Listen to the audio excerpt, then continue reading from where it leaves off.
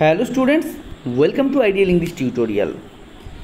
মাধ্যমিক final exam এবং class 11-এর second semester যে নন টেক্সচুয়াল গ্রামার তোমাদের থাকবে, সেখান থেকে কিছু দেখো গুরুত্বপূর্ণ গ্রামার যেগুলো ডু অ্যাজ ডাইরেক্টেড এই টপিকের উপর আসছে, অর্থাৎ যেখানে ভয়েস চেঞ্জ থাকবে, ফ্রেজাল ভার্ব থাকবে, ন্যারেশন চেঞ্জ থাকবে, যেখানে জয়নিং থাকবে, ট্রান্সফরমেশন অফ সেন্টেন্সেস থাকবে।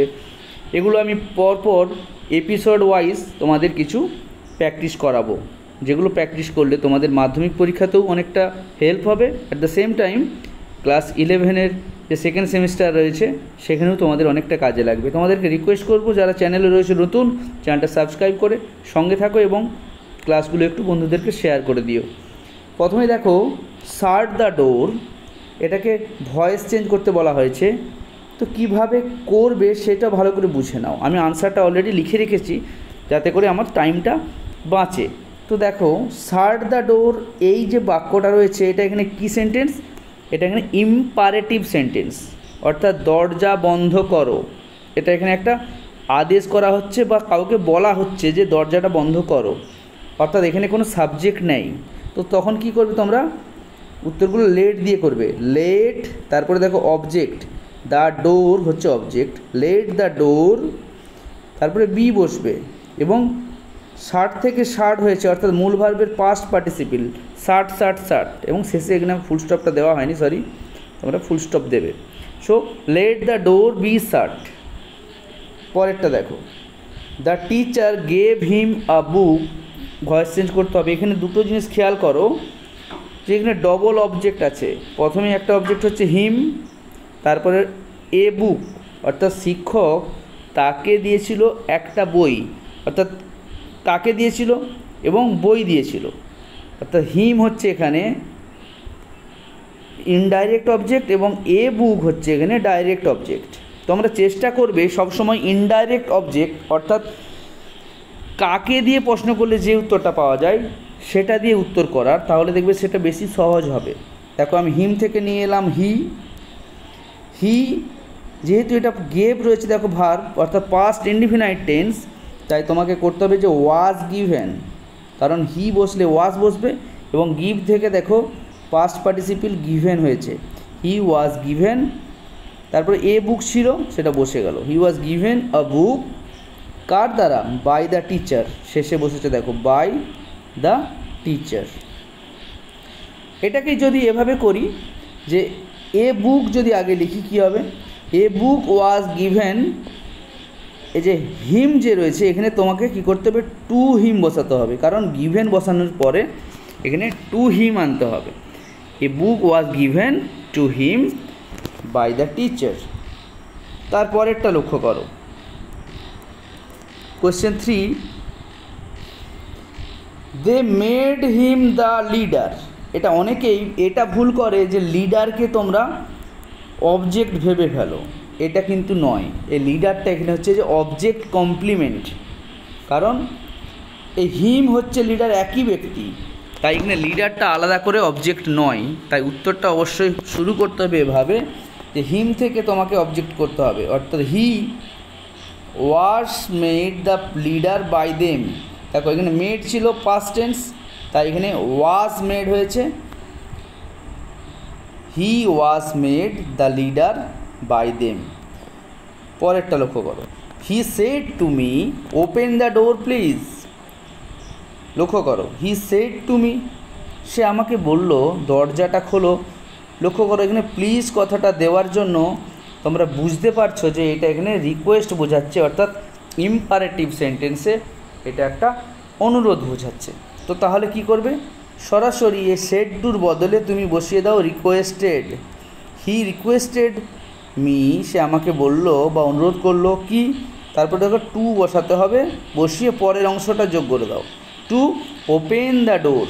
ওকে, আগে ছিল, কিন্তু এই প্লিজটা আর বসলো না, কারণ প্লিজের জন্যই তো আমি এখানে রিকোয়েস্টেড কথাটা দিয়েছি, যে দয়া করে, মানেই তো হচ্ছে যে অনুরোধ করলো যে। He requested me to open the ডোর। এর পরেরটা দেখো, the teacher said to the students, question 5, the earth moves round the সান। খেয়াল করো এখানে যে রিপোর্টেড স্পিচটা রয়েছে এটা একটা চিরসত্য ঘটনা, যে the earth moves round the sun, অর্থাৎ পৃথিবী সূর্যের চারপাশে ঘুরে, এটা সব দিনই ঘুরে, এটা একটা বাস্তব ঘটনা। তো তাহলে কী হবে, এটা চেঞ্জ হবে না। তাহলে চেঞ্জটা কী করব, শুধু প্রথম অংশটাকে চেঞ্জ করে দেবো। ওই যে সেড টু হিজ স্টুডেন্টস, এখানটা the teacher told his students, said টুর বদলে কি বসলো না টোল্ড। তারপরে কি করবে, দ্যাট যোগ করে বাকি যা ছিল বসে গেল, the earth moves round the sun. একটা জিনিস খেয়াল করবে যে কোন জায়গাটায় বেসিক্যালি তোমাকে বুঝতে হবে বা কোন জায়গাটায় ভুল হয় সেটা কিন্তু তোমাকে খেয়াল করতে হবে। পরের কোশ্চেন দেখো, question 6, she said to me, সে আমাকে বলল, why are you crying now, তুমি কেন এখন কাঁদছো। লক্ষ্য করো এখানে হোয়াই দিয়ে প্রশ্ন হয়েছে, অর্থাৎ ডব্লিউএইচ কোশ্চেন, এবং এটা প্রেজেন্ট কন্টিনিউয়াস টেন্স, যে আর রয়েছে এবং ক্রাইং রয়েছে, অর্থাৎ কেন তুমি কাঁদছো। তো এখানে কি করবে, প্রশ্নবাচক বাক্যে ন্যারেশন চেঞ্জের ক্ষেত্রে কি করতে হয় দেখো, সেড টুর বদলে তোমাকে বসাতে হবে আস্কড, সি আস্কড মি। তারপর দেখো হোয়াই থেকে সরাসরি হোয়াইটা এখানে নিচে বসে যাবে, যে হোয়াই, তার যে পরের যে অংশটা রয়েছে না আর ইউ ক্রাইং, এইটা এখানে হ্যাঁ বাচক বাক্য, অর্থাৎ অ্যাসার্টিভ সেন্সে চলে আসবে। কীরকমভাবে আসবে দেখো, যে হোয়াই আমাকে বলেছিল, অর্থাৎ আমি কেন কাঁদছিলাম, আই ওয়াজ ক্রাইং, এই অংশটা বসবে এভাবে, যে সি আস্কড মি হোয়াই, তুমি কেন কাঁদছো মানে আমি কেন কাঁদছিলাম। দেখো এখানে ছিল এটা 2 নম্বর টেন্স, আমার এখানে এটা হয়ে গেল 6 নম্বর টেন্স, অর্থাৎ প্রেজেন্ট কন্টিনিউয়াস থেকে হয়ে যায় পাস্ট কন্টিনিউয়াস টেন্স, আর নাও থেকে চেঞ্জ হবে দেন। দেখো চেঞ্জ হয়েছে then, she asked me why I was crying then. Okay, পরের প্রশ্ন দেখো, ডাজ হি নট লাভ রোজ, সে কি গোলাপ ভালোবাসে না। লক্ষ্য করো এটা কি আছে, এখানে প্রশ্নযুক্ত নাবাচক রয়েছে। কি আছে না প্রশ্নযুক্ত নাবাচক। তো খেয়াল করো এরকম প্রশ্ন যখন থাকবে এটাকে বলা হচ্ছে অ্যাফার্মেটিভ করতে, অর্থাৎ হ্যাঁ বাচকে করতে। একবার সিম্পলি করে দাও, কিছু করতে হবে না, যে হি লাভস রোজ, সে গোলাপ ভালোবাসে। অর্থাৎ কিন্তু দেখো দুটো জিনিসের মানে কোনোভাবেই চেঞ্জ হচ্ছে না। সে কি গোলাপ ভালোবাসে না, এর অর্থই হচ্ছে যে সে গোলাপ ভালোবাসে। এই প্রশ্নটাই কিন্তু আমি এখানে সরাসরি অ্যাফার্মেটিভ বলে দিয়েছি, এটা এখানে এভাবেও থাকতে পারতো যে অ্যাসার্টিভ, মেক ইট অ্যাসার্টিভ। ওকে, তাহলে কিন্তু এটা আরও বুঝতে ভালো হতো, যে অ্যাসার্টিভে করো, অর্থাৎ সরাসরি হ্যাঁ বাচকে উত্তরটা হবে, যে হি লাভস রোজ। কোশ্চেন 8 দেখো, একটা ডিগ্রি চেঞ্জ করতে বলা হয়েছে, she is one of the tallest girls in the class, অর্থাৎ সে হলো ক্লাসের লম্বা মেয়েদের মধ্যে একজন। দেখো ওয়ান অফ দ্য বলেছে, অর্থাৎ তার মতো কয়েকটা লম্বা মেয়ে রয়েছে। এটাকে কম্পারেটিভে করলে কি হবে, মনে রাখবে ওয়ান অফ দ্য থাকলে এই যে ব্যাপারটা থাকছে এখানে তোমার কাজটা হচ্ছে যে তার মতো কয়েকজন যেহেতু লম্বা, অর্থাৎ উত্তরটা হবে এরকম, যে সি ইজ টলার, সে হলো অধিকতর লম্বা বেশিরভাগ মেয়ের থেকে, অর্থাৎ সব মেয়ের থেকে নয়, কারণ তার মতো কেউ কেউ লম্বা আছে। তাই এখানে দ্যান মোস্ট আদার এই কথাটা তোমাকে বসাতে হবে, এটা খেয়াল রাখবে, যে ওয়ান অফ দ্য থাকলে দ্যান মোস্ট আদার বসে, she is taller than most other girls in the class. Okay, যেহেতু এখানে গার্লস ছিল তাই এখানে গার্লস বসে গেছে। কোশ্চেন 9, হি সেড সামথিং, সে কিছু বললো, আই ডোন্ট আন্ডারস্ট্যান্ড ইট, এটাকে নাউন ক্লসে জয়েন করতে বলেছে, অর্থাৎ নাউন ক্লস ইউজ করে জয়েন করবে। কিভাবে করবে দেখো, সামথিং যখন থাকবে, সামথিং কথার অর্থ হলো কিছু। ওকে, আর এখানে লক্ষ্য করো ইট বোঝাচ্ছে, ইট, অর্থাৎ সে কিছু বলল আমি এটা বুঝলাম না।